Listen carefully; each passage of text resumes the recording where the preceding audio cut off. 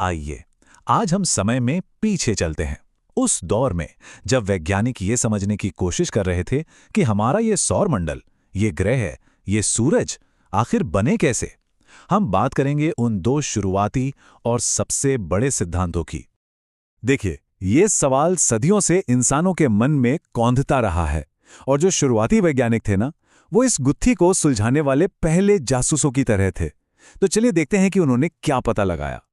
तो इस बड़े सवाल का पहला बड़ा जवाब हमें मिला 18वीं सदी में, और ये आइडिया ना बहुत ही सरल और सुंदर था। ये कि सब कुछ, हमारा सूरज, सारे ग्रह, सब कुछ गैस और धूल के एक ही विशाल बादल से पैदा हुआ था।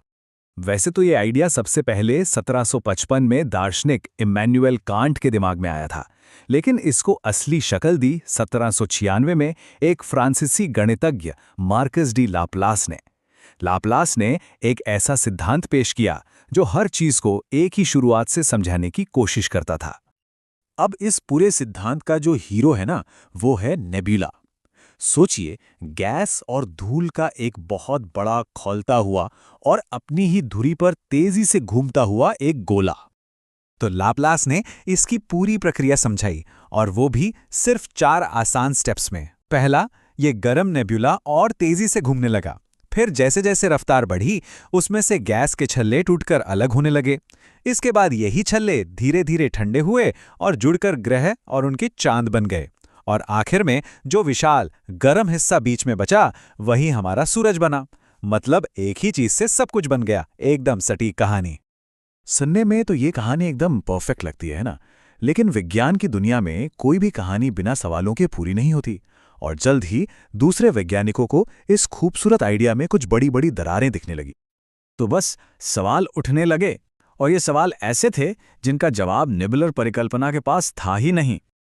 जैसे कि भाई, ये नेबुला आया कहाँ से? इसमें इतनी गर्मी और घूमने की ताकत कहाँ से आई? और सबसे बड़ा सवाल, अगर सब कुछ गैस से बना, तो हमारी पृथ्वी और दूसरे ग्रह इतने ठोस कैसे हो गए? इन सवालों ने ही एक नए सिद्धांत के लिए दरवाजा खोला। तो जब एक आइडिया काम नहीं करता, तो विज्ञान एक नया आइडिया ढूंढता है, और इस बार का आइडिया पहले वाले से बिल्कुल अलग था। एक शांत घूमते हुए बादल की जगह अब बात हो रही थी एक जबरदस्त हिंसक शुरुआत की। इस नई कहानी के लेखक थे 2 ब्रिटिश वैज्ञानिक, जेम्स जीन्स और हैरल्ड जेफरीज। उन्होंने कहा कि भूल जाइए उस अकेले बादल को, असल कहानी तारों के बीच हुई एक जबरदस्त नाटकीय घटना की है। उनके आइडिया का केंद्र था गुरुत्वाकर्षण फिलामेंट। कल्पना कीजिए, हमारा सूरज अकेला था, और तभी एक बहुत बड़ा तारा उसके पास से गुजरा। उस तारे की जबरदस्त खिंचाव ने हमारे सूरज से ही पदार्थ की एक लंबी सिगार जैसी धारा खींच ली। और मजे की बात यह है कि ये थियरी भी समय के साथ बदली। पहले जीन्स ने कहा कि एक तारा बस पास से गुजरा होगा, लेकिन फिर जेफरीज ने इसे और भी मसालेदार बना दिया। उन्होंने कहा, क्या हो अगर वो सिर्फ पास से ना गुजरा हो, बल्कि एक सीधी टक्कर हुई हो जिसमें एक तीसरा तारा भी शामिल था। तो अब हमारे पास एक नई एक्शन से भरपूर कहानी थी। इसने कुछ पुरानी गुत्थियां सुलझा तो दी, लेकिन जैसा विज्ञान का नियम है, हर जवाब अपने साथ नए सवाल लेकर आता है। इस नई कहानी में भी कुछ बड़ी दिक्कतें थीं।